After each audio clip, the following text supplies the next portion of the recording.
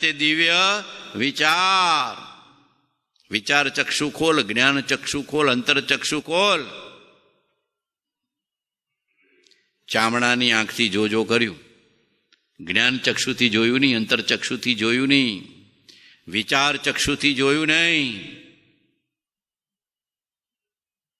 આ સ્ત્રી છે ના પુરુષ છે ના ગોરો છે ના કાળો છે ના વાણિયો છે ના પટેલ છે, આ ગમે છે ના નથી ગમતો, ના ઊંચો છે ના નીચો છે, ના ભણેલો છે ના અભણ છે, આ નિર્ધન છે ના ધનવાન છે, ના ઢીકણું છે ના ફલાણું છે. એ જ જોજો કર્યું, બીજું જોયું?